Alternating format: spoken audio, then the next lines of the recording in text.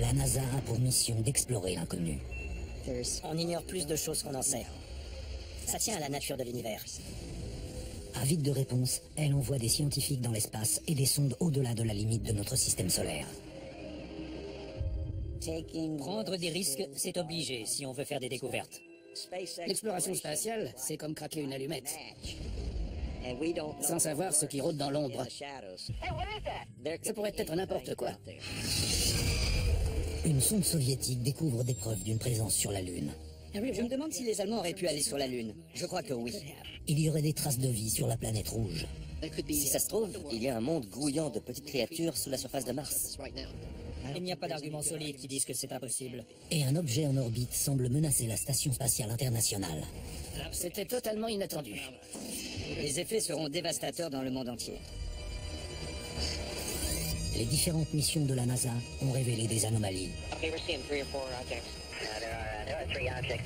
qui laissent perplexes les plus grands scientifiques. Découvrez les dossiers de la NASA. Plusieurs sondes lunaires soviétiques révolutionnaires disparaissent à l'approche d'un territoire inexploré. Tout s'arrête. Boum. Plus rien. Quand l'une d'entre elles finit par revenir sur Terre, les scientifiques découvrent la preuve que quelque chose est peut-être allé sur la Lune avant nous. Qu'est-ce que ça pouvait être? Je me demande si les Allemands auraient pu aller sur la Lune. Je crois que oui. 20 juillet 1969. Il est 15h17. Les astronautes d'Apollo 11 deviennent les premiers hommes de l'histoire à mettre le pied sur un autre monde.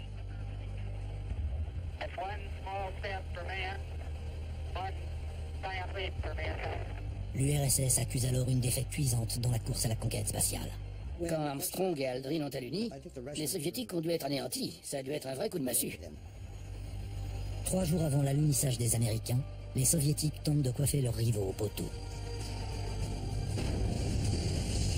La sonde inhabitée Luna 15 arrive en orbite autour de la Lune.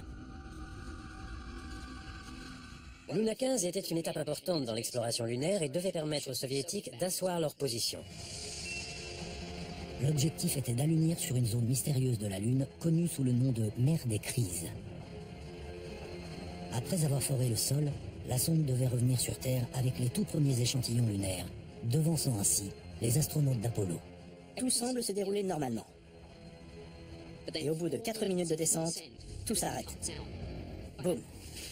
Plus rien. 5 ans plus tard, les soviétiques retenteront l'expérience avec Luna 23. Elle non plus ne parviendra pas à rapporter des roches de la mer des crises, puisqu'elle s'écrasera sur la Lune. Malgré ces revers, l'agence spatiale soviétique envoie une nouvelle sonde, en espérant qu'elle ne connaisse pas le même sort tragique. Luna 24 vient très vite après Luna 23 et atterrit quelques kilomètres plus loin. Les soviétiques n'abandonnent pas. Luna 24 réussit là où les autres missions avaient échoué, et revient sur Terre avec de précieux échantillons de la zone inexplorée. Les échantillons pesaient à peine 320 grammes, mais ils ont énormément aidé les soviétiques à comprendre la géologie lunaire. Le résultat des analyses fait l'effet d'une bombe. C'était comme si quelque chose était passé sur cette zone de la Lune qu'on pensait intacte depuis des milliards d'années. Qu'est-ce que ça pouvait être? D'autres tests viennent confirmer que la matière était autrefois souterraine. Quelque chose l'a donc fait remonter à la surface. Les soviétiques savent que les Américains ne sont jamais allés sur cette zone. Pour eux, c'est leur territoire. La question qu'ils se posent alors, c'est qui est venu toucher la surface de la Lune à cet endroit? Quelqu'un s'est-il posé sur la Lune avant les Américains?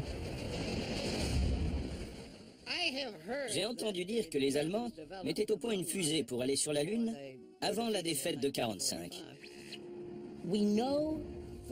D'après les dossiers de la NASA, c'est un fait avéré que les Allemands avaient un programme d'exploration spatiale avancé. Les nazis étaient à l'avant-garde en matière de fusées. Ils avaient Werner von Braun. L'ingénieur en aérospatial Werner von Braun est un des pionniers de la science des fusées. Werner von Braun était un génie. C'était peut-être un nazi, mais c'était un génie. Il a élaboré des systèmes qui, aujourd'hui encore, nous laissent bouche bée. Au cours de la Seconde Guerre mondiale, le régime nazi demande à Werner von Braun de mettre au point la fusée V2, le premier engin humain à atteindre l'espace. La NASA et l'agence spatiale russe ont pleinement conscience que le V2 a constitué une étape clé dans le développement de leur propre fusée lunaire. On n'aurait jamais pu aller sur la Lune sans cette innovation allemande, c'est sûr. La première fusée américaine se base sur la technologie du V2. Et la première fusée russe était en gros un V2.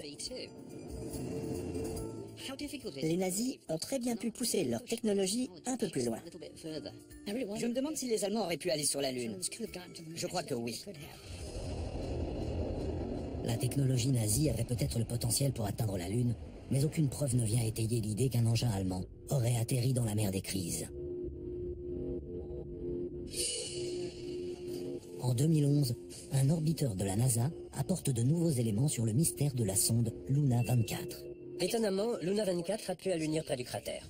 Les clichés de l'orbiteur révèlent que la sonde s'est posée par pur hasard au bord d'un cratère d'impact.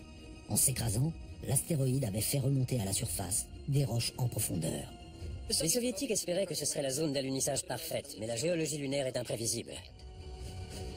La spécificité des échantillons rapportés par Luna 24 est finalement due à la géologie et non à la technologie nazie.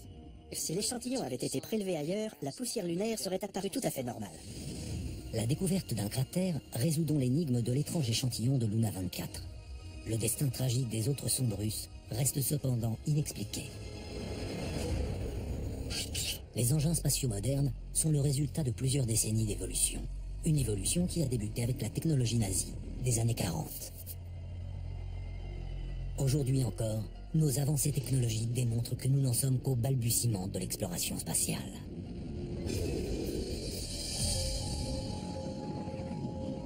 À suivre, de récentes découvertes laisseraient penser qu'il y a de la vie sous la surface martienne.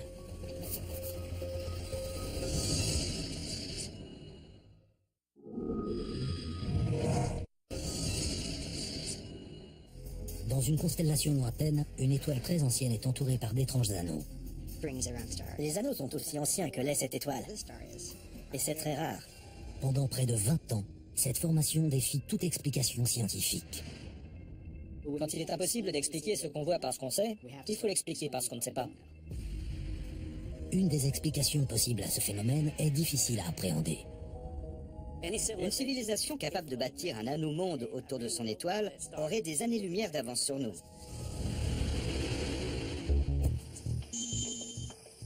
Le sud de l'Espagne, en 1995. Dans la Sierra Nevada, l'astronome Benjamin Zuckerman observe une étoile inhabituelle à 190 années-lumière de la Terre, dans la constellation de la Baleine, ou Cetus. On ne savait pas vraiment ce qu'on allait y trouver. Mais même si ça a été un moment très fort de découvrir 49 Ceti, on n'avait pas pleinement conscience de ce que ça allait devenir. L'étoile est entourée par 2 anneaux gigantesques. L'anneau intérieur fait plus de 3 milliards de kilomètres de diamètre. Et l'anneau extérieur est 2 ou 3 fois plus grand. Et il se trouve là où on s'attendrait à voir des planètes se former. Un astronome en conclurait simplement que ces anneaux sont constitués de poussière et de gaz, matière qu'on retrouve souvent autour de jeunes étoiles. Mais après des années d'observation, Benjamin Zuckerman découvre que 49 Ceti est loin d'être une étoile de première jeunesse. Elle a 40 ou 50 millions d'années, ce qui en fait la plus vieille étoile connue, qui est ses anneaux de débris poussiéreux. Quand une étoile arrive à 5 millions d'années, la majorité du gaz des anneaux se dissipe, et les particules finissent par se disperser dans l'espace ou s'agrègent pour former une étoile. Ça reste un des grands mystères de l'univers. Un processus vient alimenter l'anneau en gaz. C'est un processus qu'on ne connaît pas dans notre système planétaire. C'est difficile à concevoir. Le mystère de ce qui fait tenir ensemble les anneaux de 49 Ceti soulève d'intrigantes questions. Des questions auxquelles la science conventionnelle a bien du mal à répondre. Quand il est impossible d'expliquer ce qu'on voit par ce qu'on sait, il faut l'expliquer par ce qu'on ne sait pas. L'idée la plus extraordinaire quant à l'origine de ces anneaux nous vient sans doute de la science-fiction. Le concept d'un anneau-monde entourant une étoile est né dans l'imagination du romancier Larry Niven. Dans le concept d'origine des anneaux-mondes de Larry Niven, la matière de planète inutile est utilisée pour fabriquer un ruban qui va entourer l'étoile. Ce ruban ne cesse de grossir sous l'effet de la force centrifuge. Résultat, la surface pour qu'une civilisation s'y développe continue de croître. Elle est alors capable d'accueillir des milliers de milliards d'individus. C'est un concept fascinant. Cette idée qu'une civilisation soit en mesure de bâtir un nanomonde autour de 49 Ceti est une leçon d'humilité pour l'humanité, qui commence à peine l'exploration de son système solaire. Une civilisation capable de bâtir un nanomonde autour de son étoile aurait des millions d'années-lumière d'avance sur nous en termes de supériorité technologique. Bien que ce concept d'anomonde soit fascinant, les scientifiques doivent d'abord écarter les phénomènes naturels. Pendant 17 ans, aucune explication n'est trouvée pour cette étoile étrange, jusqu'à ce que Benjamin Zuckerman propose une nouvelle théorie. Quelque chose d'extraordinaire fournit le gaz qui forme les anneaux. En 2012, on a attribué l'existence des anneaux à la collision d'innombrables corps célestes, comme des comètes. On a estimé qu'il y avait plus de 100 000 milliards de comètes en orbite autour de l'étoile. Des comètes qui rentreraient les unes dans les autres toutes les 10 secondes. C'est comme ça qu'est produit le gaz qu'on a découvert en 1995. Le taux de collision donne le tournis. C'est difficile d'appréhender le fait que des objets peuvent se rentrer dedans aussi fréquemment. Autant de collisions entre une myriade d'astéroïdes et de comètes pourrait expliquer cette source apparemment infinie de gaz et de poussière. En revanche, le mystère demeure quant à savoir comment autant d'astéroïdes, 400 fois plus volumineux que la Terre, peuvent se retrouver en un seul système stellaire. Un télescope de la NASA braqué sur Mars fait une découverte qui pourrait réécrire l'histoire de notre système solaire. Il faut aller au fond des choses. On doit retourner sur Mars pour avoir le fin mot de l'histoire. Il semblerait qu'il y ait de la vie sur la planète rouge. Si ça se trouve, il y a un monde grouillant de petites créatures sous la surface de Mars. Il n'y a pas d'arguments solides qui disent que c'est impossible. Depuis sa toute première exploration de la planète rouge, l'agence spatiale américaine a toujours eu du mal à répondre à la question « Pourrait-il y avoir de la vie sur Mars ?» Désormais, il se pourrait qu'elle ait la réponse.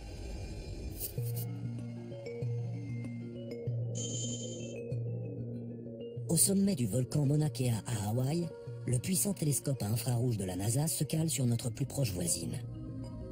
En mars 2003, les données révèlent une anomalie. Il est désormais établi qu'il y a du méthane sur Mars. Il y avait quelque chose comme 19 000 tonnes de méthane produites sur Mars, dont on ne pouvait pas expliquer la provenance. Les scientifiques sont sidérés par les implications que pourrait avoir cette découverte. La présence même de méthane sur Mars est extraordinaire. Ce qu'il y a d'exaltant dans cette trouvaille, c'est que le méthane est le signe d'une activité biologique. Cela indique peut-être qu'il y a des créatures vivantes, et trouver de la vie sur une autre planète constituerait le moment le plus ahurissant de toute l'histoire de la science. Les scientifiques de la NASA lancent une enquête au long cours pour déterminer l'origine du phénomène. Ils cherchent d'abord à savoir si les nuages de gaz sont des reliques du passé géologique de Mars. Le méthane a une durée de vie très courte dans l'atmosphère martienne. Sur Mars, les matériaux s'oxydent très facilement, ce qui consomme le méthane. Pour qu'il y ait une quantité qu'on puisse détecter, il faut qu'il y ait une source qui permette un approvisionnement continu.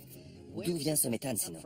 Pour répondre à cette question, les scientifiques se sont tournés vers la Terre à la recherche d'indices.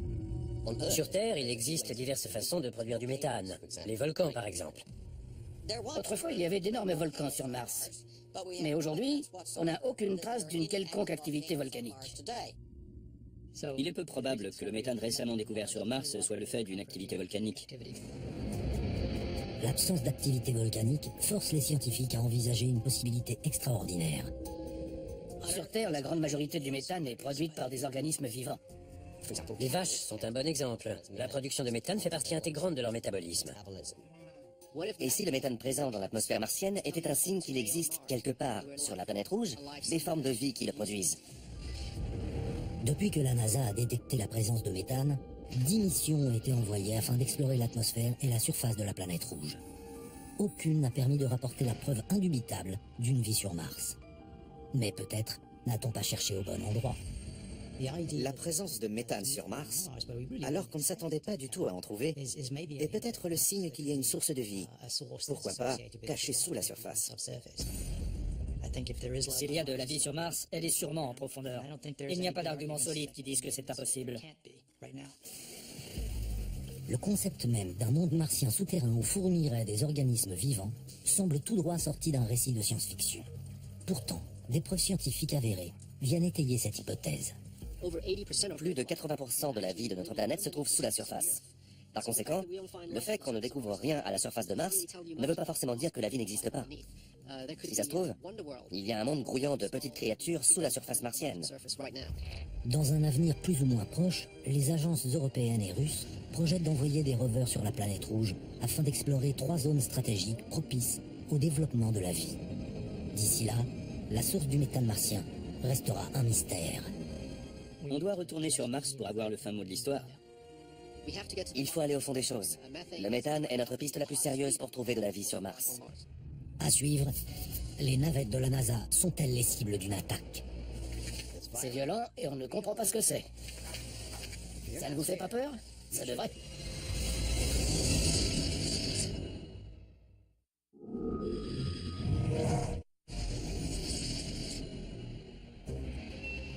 Sur l'orbite de la Terre, une mystérieuse énergie attaque les vaisseaux de la NASA. C'est violent et on ne comprend pas ce que c'est. Les dommages peuvent être sévères, voire mortels. Cette force permettrait-elle d'en savoir plus sur l'une des pires catastrophes aériennes de ces dernières années? Quelque chose d'unique a dû se produire pour que l'avion décroche. Ça ne vous fait pas peur? Ça devrait.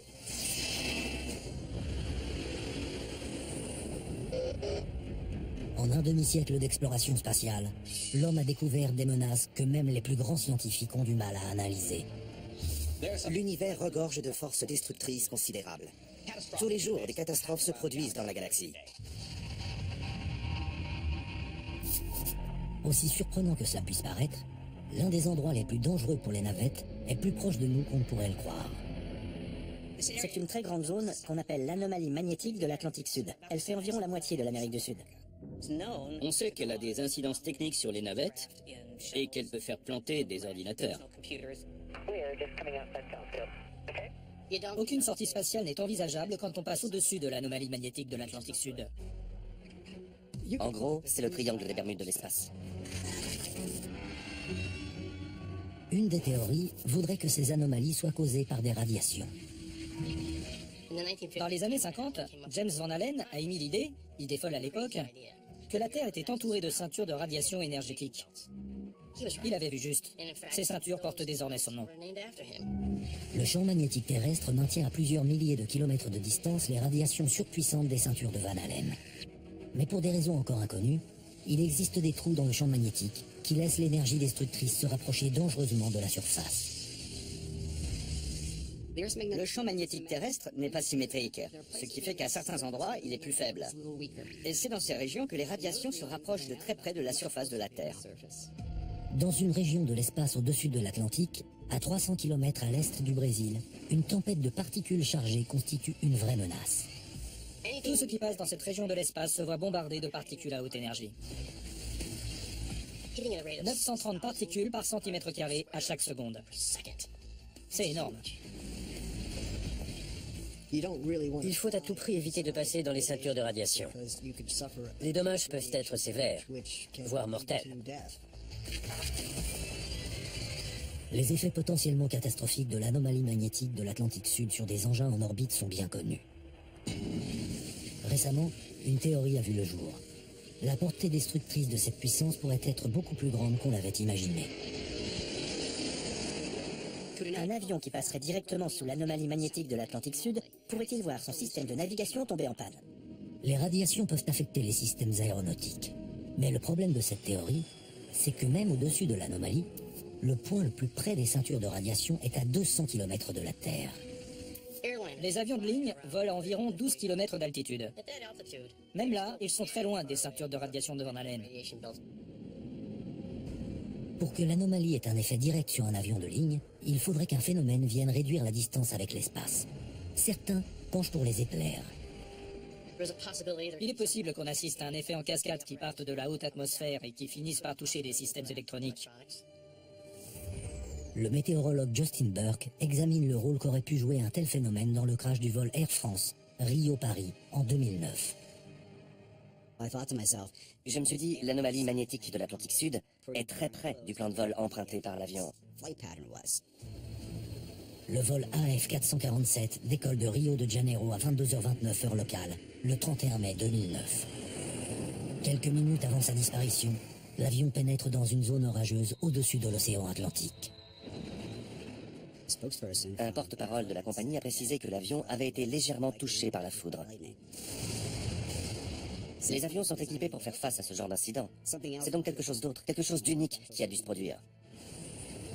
Pour que le système électrique tombe en panne et que l'avion décroche. Les données enregistrées dans les boîtes noires indiquent que les turbulences ont contraint les pilotes à monter en direction du champ de radiation. Si un méga éclair avait canalisé des particules chargées depuis les ceintures de radiation jusque dans le fuselage, les systèmes de navigation auraient été sévèrement endommagés. D'un côté, vous avez une tempête tropicale très chargée en électricité, et de l'autre, cette anomalie magnétique dont on sait que ces particules aussi sont très chargées. Résultat, il est tout à fait possible que les deux convergent à un instant T, et que l'orage passe à un voltage supérieur et mette en surchauffe les circuits de l'avion.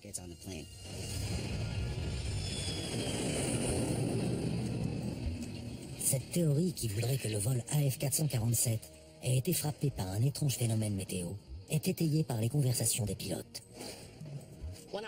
Au bout d'une heure 51 de vol, on entend le pilote et le copilote parler de feu de Saint-Elme. Il s'agit d'une décharge statique qui parcourt tout l'avion.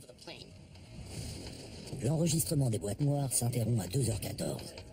L'enquête officielle a conclu que les causes de l'accident étaient une combinaison d'erreurs de pilotage et de panne du système de navigation. Pour Justin Burke, la possibilité que l'anomalie magnétique de l'Atlantique Sud ait pu jouer un rôle ne peut pas être écartée. C'est pour moi un élément très plausible pour expliquer ce tragique accident. À bord de la Station spatiale internationale, un astronaute remarque une étrange traînée de vapeur en provenance de la Terre. Et du coin de l'œil, il remarque un flash de lumière. C'était totalement inattendu.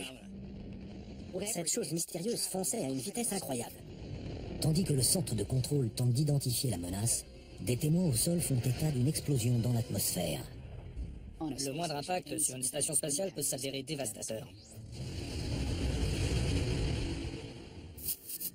« 10 octobre 2013. L'astronaute Luca Parmitano profite d'un rare moment de tranquillité pour photographier les spectacles lumineux que lui offre la Terre. Il était assis dans la coupole d'observation de la station spatiale afin de prendre en photo les aurores boréales. La station file à 28 000 km/h. Il y a un coucher ou un lever de soleil toutes les 45 minutes. La vue est à couper le souffle. Mais le moment de quiétude de Luca Parmitano est de courte durée. Et du coin de l'œil, il remarque un flash de lumière. À l'ouest, il voit quelque chose de totalement inattendu. Cette chose mystérieuse fonçait à une vitesse incroyable. Elle était haute dans l'atmosphère et semblait provenir de la Terre. La vitesse et la trajectoire de l'objet en font une menace potentielle. La traînée finit par s'estomper et disparaître dans le crépuscule. Alors que les astronautes la fixent du regard, ils remarquent autre chose. Ils ont vu un drôle de nuage qui prenait de l'ampleur à l'horizon et qui semblait se rapprocher. La photo qu'ils prennent est sans pareille. L'image fait froid dans le dos. Quelque chose émane de la Terre et favorise l'apparition d'un énorme nuage creux. Ça a toutes les caractéristiques d'un vaisseau spatial, mais il n'y a pas de vaisseau spatial. Il n'a aucune explication de ce que ça pourrait être. N'ayant pas accès en temps réel aux photographies, le centre de contrôle est dans l'impossibilité d'évaluer la situation. Très rapidement, l'équipage contacte Houston pour décrire le phénomène. La NASA ne sait pas de quoi il s'agit. L'équipage se retrouve dans une situation inconfortable. Il a bel et bien vu quelque chose, mais Houston dit qu'il n'y a rien. Vu qu'il n'y a aucun lancement de quoi que ce soit, qu'est-ce que ça peut bien être? Alors que les astronautes tentent d'identifier ce qu'ils ont vu, les rapports venant de Russie font état d'un objet mystérieux qui traverse le ciel. Des vidéos sont mises en ligne par des internautes. Des gens en Russie disaient avoir assisté au même phénomène que les astronautes, et ce, au même moment. Dans le nord du Kazakhstan, dans l'Oural, des milliers de personnes ont sorti leur appareil pour immortaliser le phénomène. En quelques heures, la toile était inondée de vidéos de ce que les gens prenaient pour un ovni. La NASA ne fait pas directement le lien entre les vidéos et ce qui a été observé par les astronautes. Alors qu'aucune explication ne semble pouvoir être donnée, l'armée russe fait une révélation. À Moscou, des officiels annoncent qu'un test de missile a eu lieu. Mais cette notification n'est jamais parvenue à la NASA. En général, les Russes informent le reste du monde des tests de missiles qu'ils effectuent. Il est primordial de savoir ce qui va être envoyé dans les airs, histoire de pouvoir traquer l'engin et protéger la Station spatiale internationale. Le lancement du missile devient donc l'explication officielle. Selon l'ancien contrôleur de mission James Oberg, la forme singulière du nuage serait celle d'un étage de fusée abandonné dont l'ombre apparaîtrait au centre du panache de fumée du missile. Ce qu'il y a d'intriguant, c'était que c'était totalement inattendu. Ce nuage, dont les astronautes ont pris une centaine de photos, est un événement incroyable dans l'espace. C'était aussi un test de missile russe extrêmement rare. Ce n'est qu'un pur hasard si la fusée apparaît en silhouette au soleil couchant. Tant que le voile de mystère entourant les tests de missiles russes ne sera pas levé, il sera difficile de connaître les effets qu'ils peuvent avoir, ou de savoir s'ils ne servent pas de couverture à des activités plus sombres. À suivre, un signal mystérieux semble provenir d'un monde fraîchement découvert et habitable. J'ai dit, waouh, c'est fantastique. Est-ce que c'est E.T.? On se permet de penser, alors ça y est? On a trouvé une vie extraterrestre?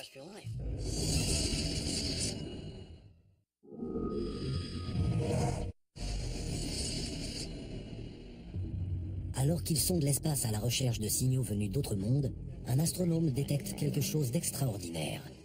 J'ai dit, waouh, c'est fantastique. Est-ce que c'est E.T.? Est-ce que quelqu'un braque une impulsion laser sur nous? On se permet de penser, alors ça y est? On a trouvé une vie extraterrestre? Certains des plus grands scientifiques de la NASA se sont attachés à répondre à la question fondamentale. Sommes-nous seuls dans l'univers? Si un signal nous était envoyé, il faut reconnaître qu'on ne l'identifierait sans doute pas.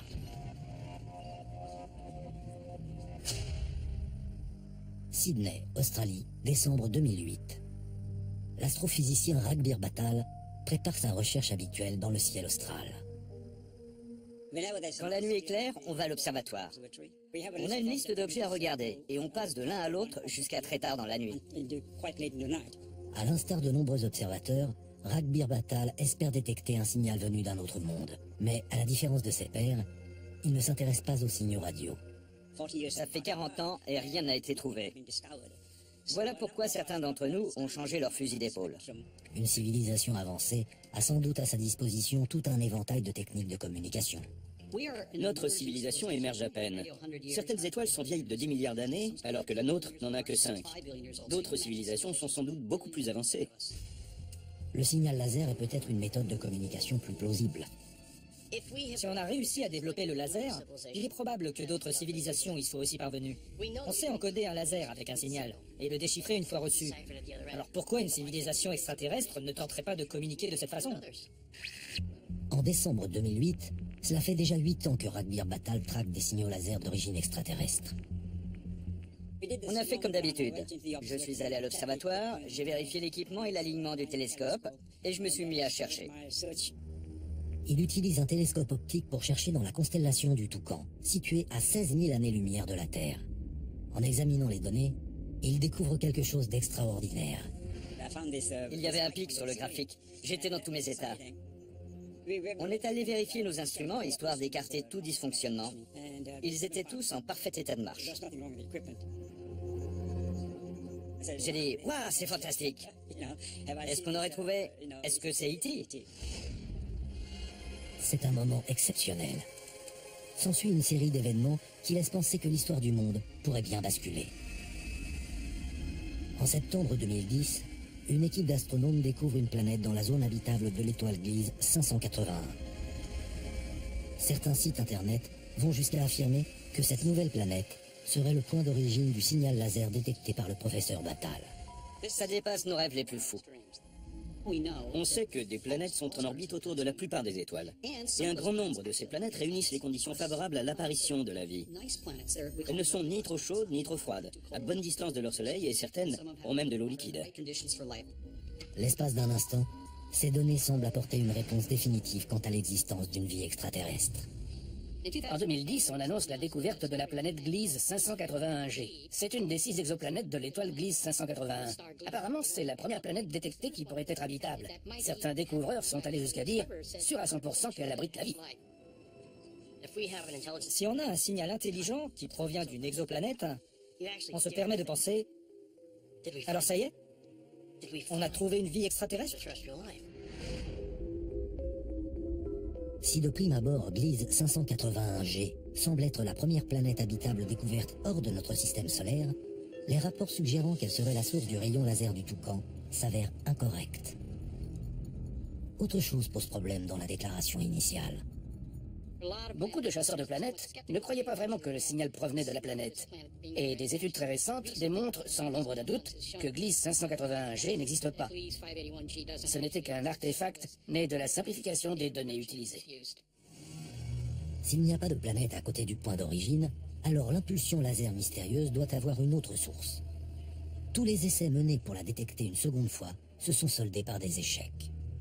La physique est une discipline exigeante. Dans le cas qui nous occupe, il fallait des preuves extraordinaires qu'on n'a pas trouvées. Mais ça ne va pas nous empêcher de continuer à chercher. Des recherches ultérieures démontreront peut-être que ce signal laser n'était qu'une fausse piste. En attendant, la quête d'une vie extraterrestre continue. Dans un coin reculé de l'espace, près du centre galactique, les étoiles forment d'étranges motifs. Des étoiles qui devraient être complètement indépendantes pointent dans la même direction sans qu'on puisse l'expliquer. Il se passe quelque chose de bizarre au centre de notre Voie lactée. La cause du phénomène échappe encore à la science. Aucune force ne relie les étoiles entre elles dans notre Voie lactée. Les étoiles n'ont pas conscience les unes des autres.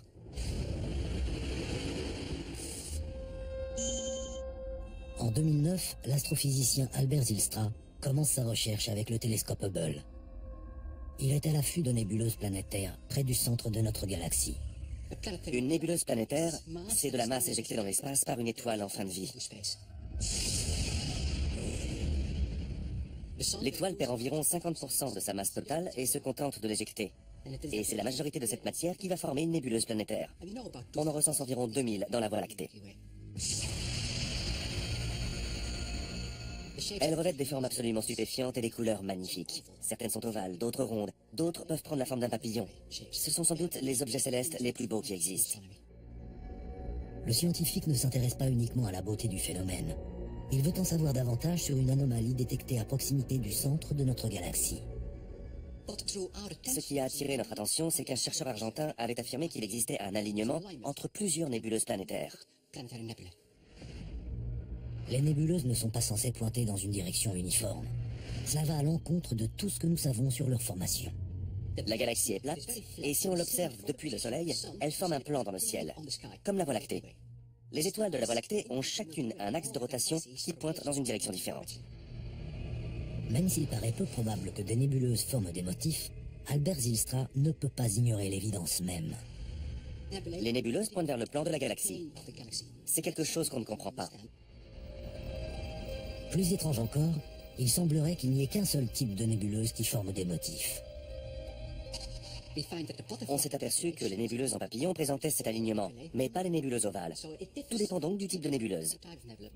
Quelle que soit la force responsable de ce phénomène, certaines nébuleuses semblent immunisées. Pourquoi un type de nébuleuse a conscience de la galaxie et un autre non? Ça reste un mystère. Quand on voit des étoiles différentes pointées dans la même direction, on se dit qu'une force doit les relier. On ne sait pas de quelle force il s'agit. Quand on remarque un schéma ou des motifs, il est naturel de se demander ce qui pourrait les créer. Les scientifiques ne peuvent que spéculer sur la cause de ces motifs. Il y a un champ magnétique dans la galaxie qui est 100 000 fois moins puissant que celui de la Terre. Il est donc bien trop faible pour avoir un quelconque effet sur une étoile ou une nébuleuse. Si le champ magnétique de notre galaxie est trop faible aujourd'hui, il n'en a peut-être pas toujours été ainsi. Dans la genèse de la galaxie, il y a de ça 5 à 10 milliards d'années, le champ magnétique était peut-être plus puissant. En tout cas, suffisamment pour influer sur le processus de formation des étoiles. Si l'explication c'est bien le champ magnétique, qu'est-ce qui a favorisé l'émergence du champ magnétique lui-même? Tant que les réalités du champ magnétique de notre galaxie ne seront pas mieux comprises, l'étrange alignement des nébuleuses en papillons restera un mystère.